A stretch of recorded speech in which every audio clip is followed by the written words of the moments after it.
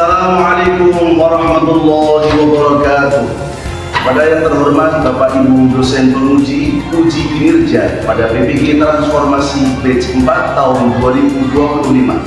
Perkenalkan, nama saya Haryanto, Guru Sejarah Kebudayaan Islam di Madrasah Aliyah As-Salam Kradenan Grobogan, sekaligus mahasiswa PPG Daljak SKI tahap 4 tahun 2025 di LPTK Universitas Islam Negeri Wali Songo Semarang dengan NIM 250175345. Pada hari ini, Rabu, tanggal 28 Januari 2026, saya akan melaksanakan praktek pembelajaran dalam rangka uji kinerja di Madrasah Aliyah As-Salam Kradenan Kabupaten Grobogan pada kelas 10 dengan materi perkembangan Islam pada Khalifah Abu Bakar As-Siddiq dengan model pembelajaran problem based learning. Terima kasih, selamat menyaksikan. Wassalamualaikum warahmatullahi wabarakatuh.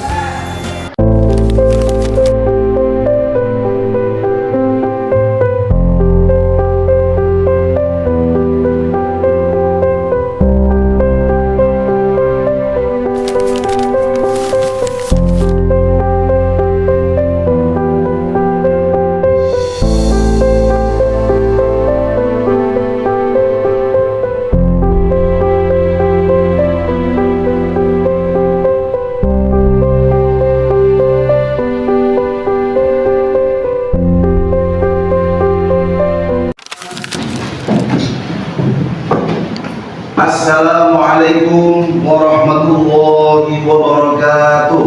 Waalaikumsalam warahmatullahi wabarakatuh. Allahu yubarikum ya Ustaz. Syukran. Amin. Udah.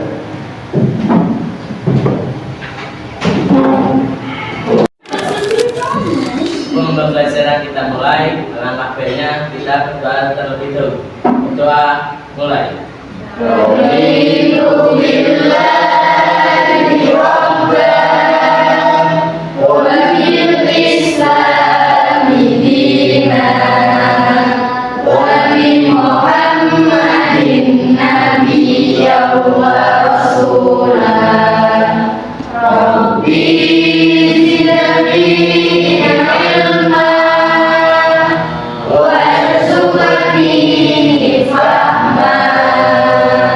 Rabbi shrah li sadri wa yassir li amri wahlul 'uqdatam min lisani yafqahu qawli.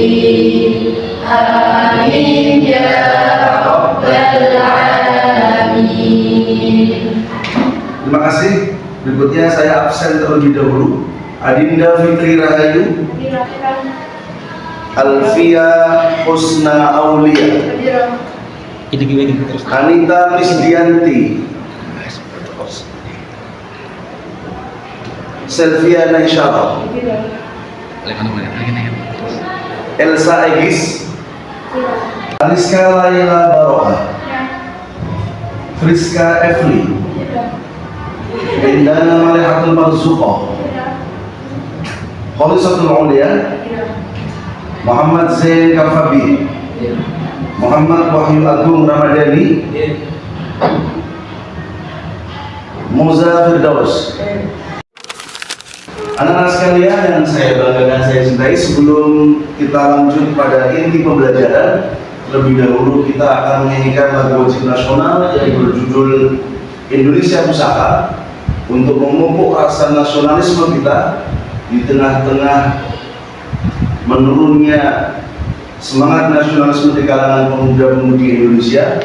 Mari sejenak kita bersama-sama menyanyikan lagu wajib nasional yang berjudul Indonesia Pusaka. Mungkin bisa berdiri semuanya. Mari bersama-sama.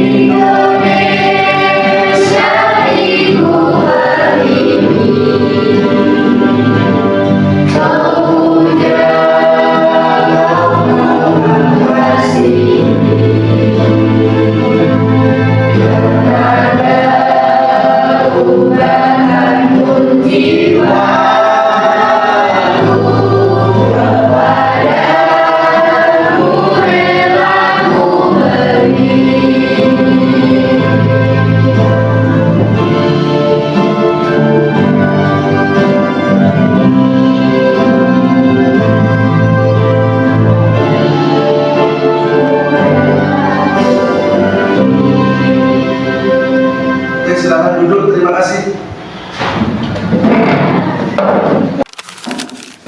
Baik, sebelum kita masuk pada inti pembelajaran, terlebih dahulu coba saya tanya, ketika ada satu komunitas tertentu, kelompok tertentu, kaum tertentu kehilangan pemimpin besarnya dalam kehidupan sehari-hari, mengatur roda kehidupan, roda organisasi, kira-kira apa yang akan dilakukan? Boleh salah satu jawab? Melakukan musyawarah atau mengambil pemimpin yang baru. Oke, terima kasih. Barangkali ada jawaban lain, saya persilakan dari siswa Putra. Untuk membentuk kepemimpinan yang baru. Oke, terima kasih. Musyawarah membentuk kepengurusan atau organisasi atau pemimpin yang baru itu intinya. Yang pasti, kalau kita ingat pembelajaran yang telah lalu, Sayyidina Abu Bakar As-Siddiq itu terpilih menjadi seorang khalifah melalui proses yang panjang, yakni peristiwa di Bani Thaqifah. Kita tahu setelah Kanjeng Nabi Muhammad SAW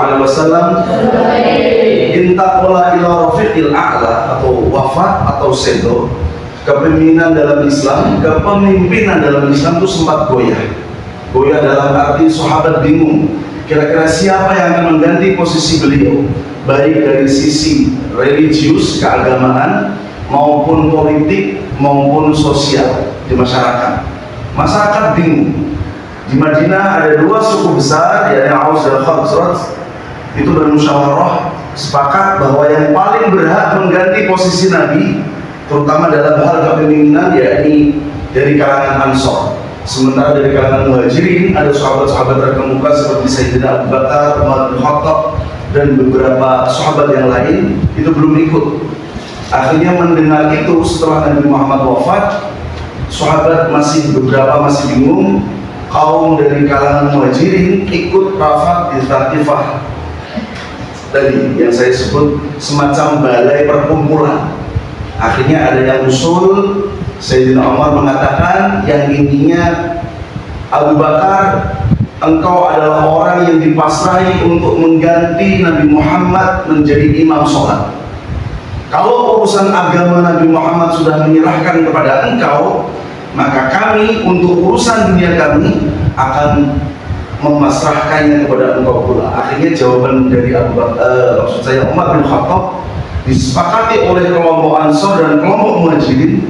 Akhirnya beliau, Sayyidina Abu Bakar As-Siddiq, dibaiat menjadi khalifah atau pemimpin sebagai pengganti baginda Nabi Muhammad SAW. Kemudian tujuan pembelajaran yang akan kita pelajari nanti, yaitu terkait masa kepemimpinan Sayyidina Abu Bakar atau perkembangan Islam pada masa Sayyidina Abu Bakar As-Siddiq. Kita diharapkan, yakni satu, siswa diharapkan menjelaskan kondisi sosial politik pasca wafatnya baginda Nabi.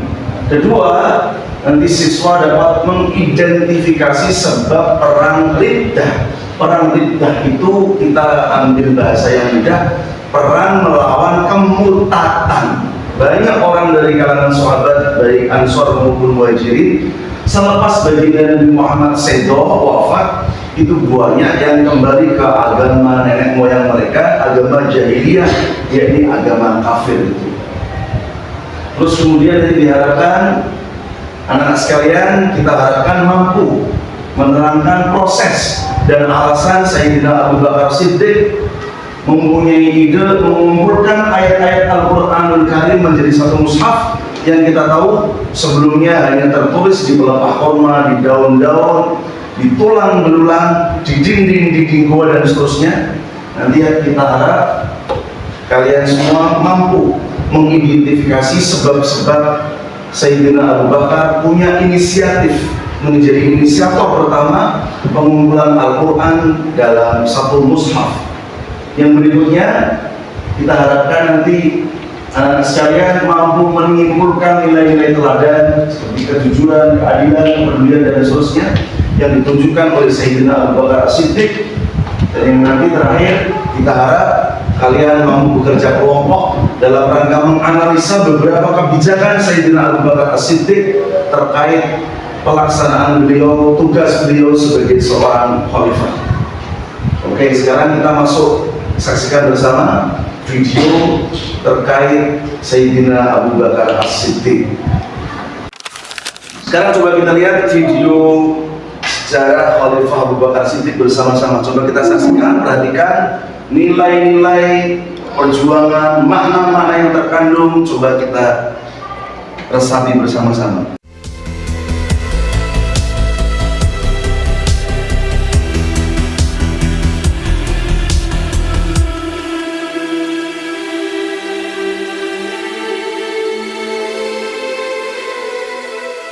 Assalamualaikum sahabat, ini adalah channel yang membahas sejarah Islam.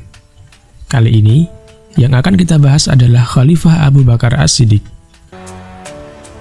Peristiwa wafatnya Nabi Muhammad SAW menyebabkan kesedihan kaum muslimin di Madinah. Tidak adanya Nabi bersama mereka menjadi periode yang sangat sulit bagi kaum muslimin.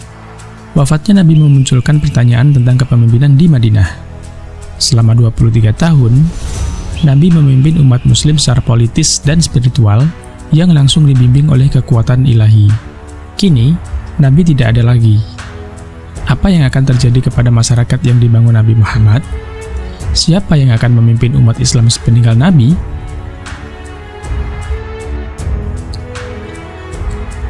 Sebelum jenazah Nabi dikuburkan, sekelompok tokoh utama dari kaum Muhajirin dan kaum Ansor berkumpul untuk menjawab pertanyaan soal kepemimpinan.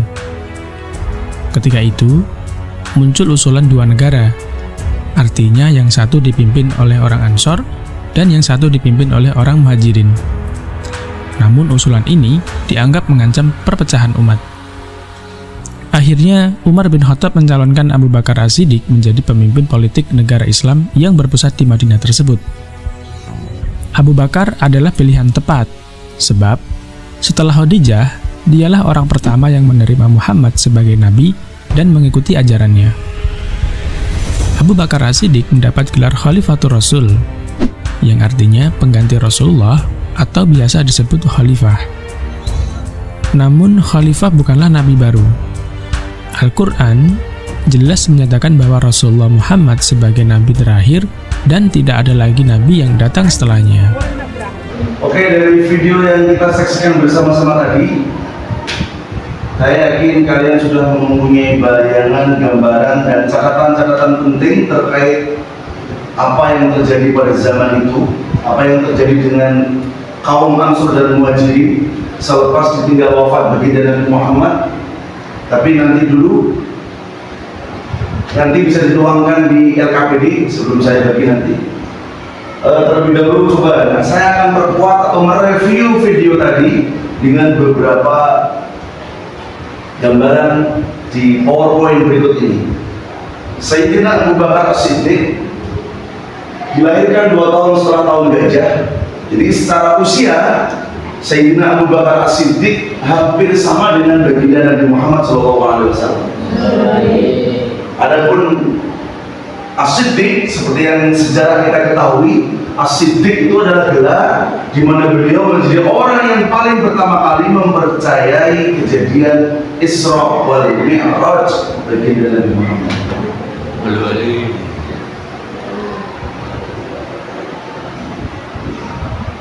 Tadi sempat saya singgung di awal, selepas baginda Nabi Muhammad wafat, terjadi kekosongan kepemimpinan baik dari sisi spiritual, politik, ekonomi maupun pemimpin sosial, hingga akhirnya sedikit terjadi kegoncangan di kalangan sahabat tentang siapakah yang paling berhak menjadi pengganti baginda Nabi.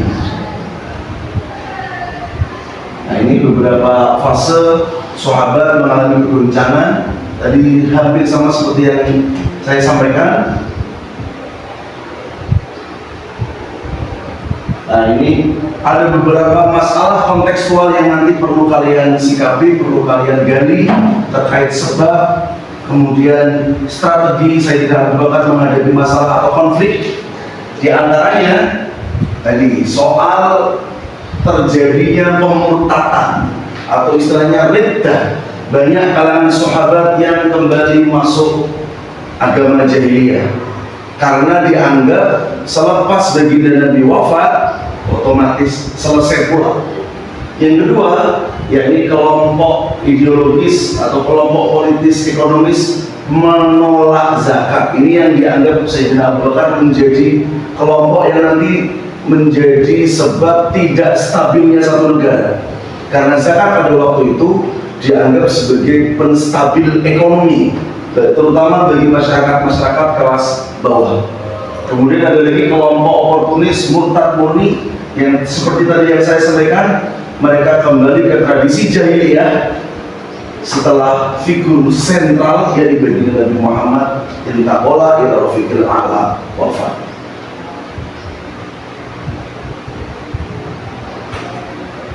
Ini di antara strategi, nanti kalian gali di buku, bisa dari artikel atau dari video yang telah kita saksikan bersama-sama tadi. Saya yakin sekali lagi kita sudah punya catatan, kalian nanti bisa ditulis di LKPD yang akan saya bagikan. Oke, cukup.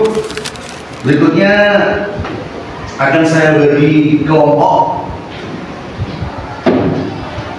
Saya bagi kelompok sesuai kesepakatan kemarin, yakni 3 orang atau 4 orang. Nanti kelompok pertama bahas soal perang Riddah. Kelompok yang kedua membahas tentang kodifikasi Al-Quran atau proses pengumpulan Al-Quran menjadi dalam satu mushaf. Kelompok ketiga yakni membahas masalah perang Yamamah. Dan kelompok keempat yakni membahas masalah strategi Abu Bakar As-Siddiq terhadap pasukan-pasukan yang membangkang dan seterusnya. Oke, bisa dimulai diskusi. Saya bagi dulu LKPD.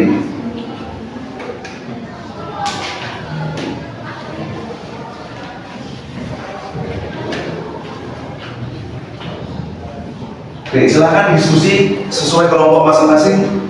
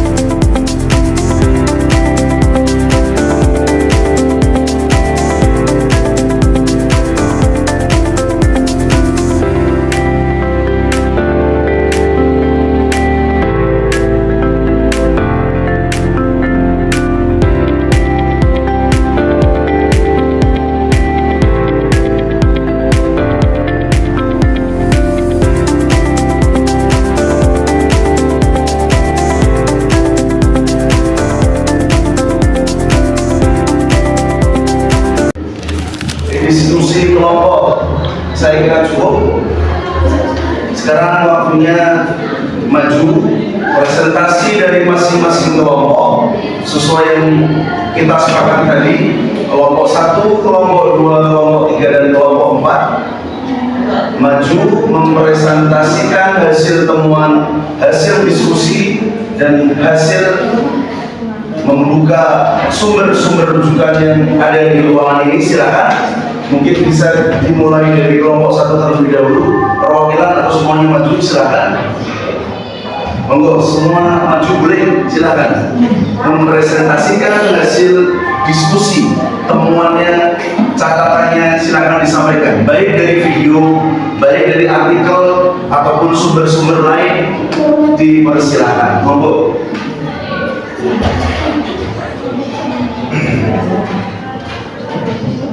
Ya. Suaranya ya.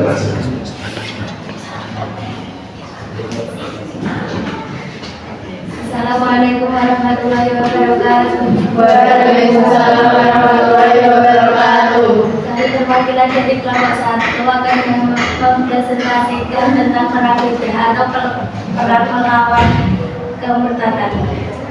Menurut kelompok kami, perang Riddah atau perang melawan kemurtadan adalah rangkaian kampanye militer untuk menuntaskan kelompok-kelompok yang menyimpang setelah berhentinya Rasulullah. Abu Bakar mengambil tindakan tegas karena stabilitas Madinah terancam. Fokus utamanya adalah menumpas Nabi palsu, yaitu menghadapi tokoh-tokoh seperti Musailamah al-Kadzdzab, Bani Aswad al-Ansi, dan Mulaihah bin Muawiyah, dan menjaga kesatuan, memastikan bahwa seluruh wilayah Jazirah Arab tetap berada di bawah naungan Daulah Islam dan tidak kembali ke Mesir sebelumnya. Sekian dari kelompok kami. Assalamualaikum warahmatullahi Kita pilih aplaus bersama-sama. Baik, luar biasa sekali, bagus sekali semuanya. Oke, kita langsung sebelum kita refleksi, kita presentasikan dulu temuan hasil diskusi dari kelompok 2. Persilakan, monggo.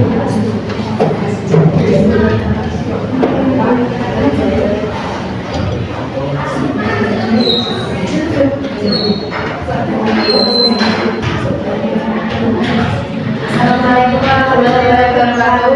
Waalaikumsalam warahmatullahi wabarakatuh. Kami perwakilan dari kelompok 2 ingin mempresentasikan kebijakan terhadap penolakan zakat. Menurut kami penolakan zakat adalah beberapa kabilah beranggapan bahwa kebijakan zakat hanya berlaku saat Nabi Muhammad SAW masih hidup. Abu Bakar menolak kompromi dalam hal ini dengan alasan integritas sebuah Islam. Beliau menganggap memisah antara sholat dan zakat sebagai bentuk kekafiran atau pembangkangan. Ketegasan hukum. Beliau mengeluarkan pernyataan terkenal, demi Allah, jika mereka menolak membayar seekor anak kambing yang biasa mereka serahkan kepada Rasulullah, niscaya aku akan memerangi mereka. Ya, dari kami. Assalamualaikum warahmatullahi wabarakatuh. Terima kasih. Kita masuk ke kelompok berikutnya, kelompok 3, mempresentasikan hasil diskusi dan hasil temuannya dari berbagai sumber.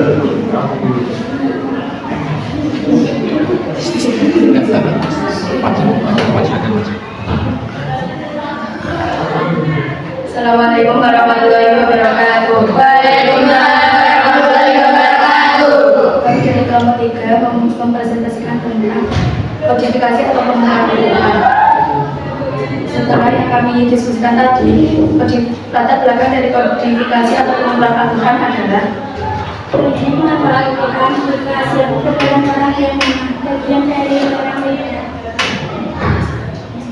Akan salah satu bagian menceritakan Zaid, tetapi untuk menggunakan naskah Al-Quran yang tertulis di belakang Quran, yaitu dan Quran serta mencocokannya dengan hafalan para sahabat.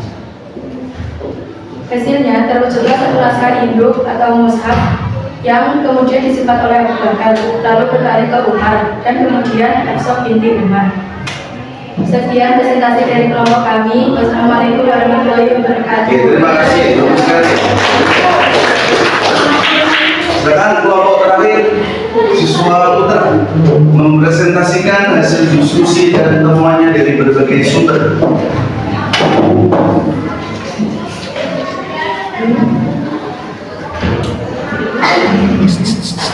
Assalamualaikum warahmatullahi wabarakatuh. Waalaikumsalam warahmatullahi wabarakatuh. Kami dari pemahaman nomor waktu akan mempresentasikan hasil yang kita simpulkan juga. Jangan militer dari sekarang sih, meskipun sibuk dengan urusan semester, Abu Bakar tetap memikirkan pertahanan luar negeri. Misi Utsman bin Zaid tetap memberangkatkan pasukan Usama ke perbatasan Romawi sesuai wasiat Nabi, meskipun kondisi Madinah sedang genting perluasan wilayah, memulai ekspansi ke wilayah Irak kekuasaan yang di bawah kepemimpinan Khalid bin Walid dan wilayah Syam kekuasaan Romawi atau Bizantium. Organisasi militer membagi pasukan ke dalam beberapa brigade dengan panglima tangguh untuk menjaga keamanan di berbagai titik strategi Jazirah Arab. Sekian dari kami. Wassalamualaikum warahmatullahi wabarakatuh.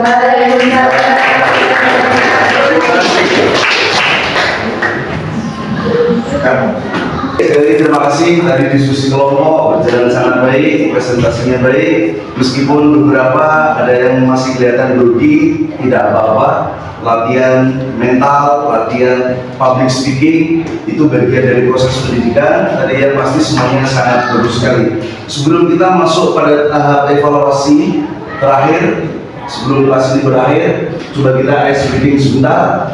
Nanti ikuti apa-apa dari saya, tepuk happy.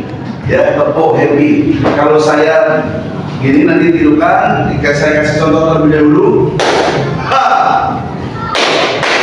Ha! Ha! Kita untuk merefresh pikiran kita setelah tadi beberapa saat kita memikir tajam, mencoba menganalisa berbagai banyak masalah. Tentunya kita butuh fresh. Coba saya kode. Oke. Kita ikuti bareng 1, 2, 3. Saya terlebih dulu satu kali, ikuti satu kali.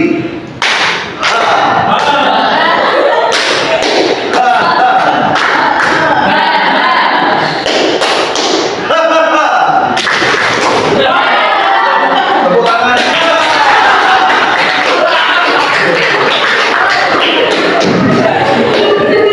Sebagai akhir dari pembelajaran kali ini, saya coba mengevaluasi. Tadi ada beberapa hal, mungkin ada beberapa kekurangan, tidak masalah. Yang pasti bagus sekali. Tadi terkait perang riddah maupun kebijakan terhadap penolakan zakat, semua itu dilakukan oleh baginda Sayyidina Abu Bakar As-Siddiq dalam rangka menjaga keberlangsungan eksistensi syariat agama. Kita bisa membayangkan kalau Sayyidina Abu Bakar tidak mengambil langkah tegas memerangi para penolak zakat, hingga itu nanti akhirnya dianggap sebagai sebuah hal yang normal, mungkin zakat pada masa-masa ini tidak berlaku lagi. Mungkin zakat tidak lagi diwajibkan, mungkin saja itu. Jadi langkah strategis dari Sayyidina Abu Bakar itu menjadi sumber keberlangsungan syariat sampai saat ini, menjadi salah satu. Makanya beliau menjadi orang nomor 1 min hadhil ummah, menjadi orang mulia nomor 1 dari umat baginda Nabi Muhammad.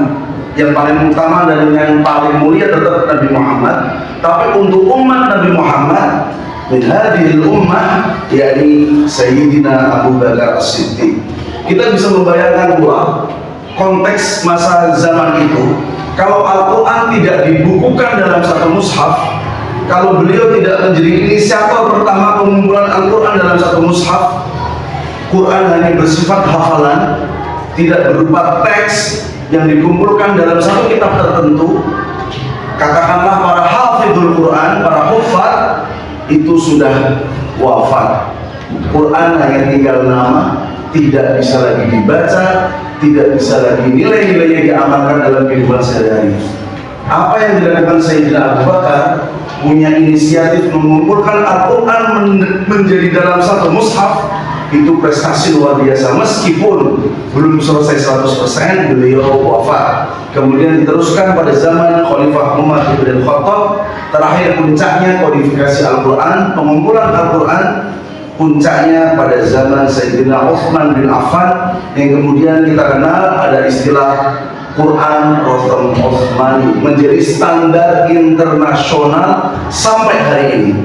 Sekali lagi, Quran pada puncaknya terkumpul pada zaman Sayyidina Utsman bin Affan. Qurannya terkenal menjadi Rotem Utsmani, menjadi standar penulisan Al-Quran, bacaan Quran hingga hari ini. Kemudian tadi ada beberapa lagi ekspansi wilayah, itu juga menjadi peran penting beliau Sayyidina Abu Bakar terhadap perluasan wilayah Islam. Sekali lagi terima kasih, tepuk tangan untuk kelas kita hari ini. Untuk materi yang akan datang, insya Allah kita akan membahas terkait perkembangan Islam pada masa Khalifah Sayyidina Umar Ibnul Khattab radhiyallahu anhu. Sekali lagi terima kasih untuk pertemuan hari ini, luar biasa sekali. Semoga materinya bermanfaat, kalian bisa menerapkan materi-materi yang kita gali pada hari ini dalam kehidupan sehari-hari. Beberapa poin penting yang kembali ingin saya sampaikan. Kalau kalian ada masalah, musyawarah. Kalian kehilangan seseorang yang menjadi pemimpin, musyawarah. Seperti apa yang dilakukan Sayyidina Abu Bakar. Musyawarah berarti meninggalkan ego diri, menerima saran, masukan dari orang lain, terutama keluarga, sahabat, orang-orang terkasih di sekitar kita. Kalau kita ada sesuatu hal yang penting, administrasikan, bukukan, kumpulkan menjadi sebuah buku, menjadi sebuah dokumen. Itu pelajaran penting buat kita, bahwa hal-hal penting harus kita kumpulkan, kita dokumentasikan. Jangan sampai hilang, jangan sampai hilang. Seperti yang dilakukan oleh Sayyidina Abu Bakar. Quran sangat penting, akhirnya muncul ide dikumpulkan dalam satu hal. Katakanlah nanti kalian punya momen-momen spesial, dokumentasikan itu. Mungkin di kelak kemudian hari bisa menjadi pengingat, bisa menjadi pelajaran di kemudian hari jika ada sesuatu hal yang perlu diingat lagi. Saya kira itu guys, sekali lagi terima kasih, luar biasa. Kita tutup kelas pada kesempatan kali ini dengan bacaan surah Al-Asr bersama-sama, kembali dipimpin oleh ketua kelas. Sebelum pembelajaran kita tutup, alhamdulillah kita berdoa terlebih dahulu. Doa mulai. Bismillahirrahmanirrahim. Wal 'asri innal insana lafi khusrin illa alladziina amanu wa 'amilus shalihati wa tawassaw bil haqqi wa tawassaw bis sabr. Walhamdulillahi rabbil alamin. Terima kasih, cukup sekian. See you next time. Sampai ketemu di kesempatan berikutnya. Assalamualaikum warahmatullahi wabarakatuh.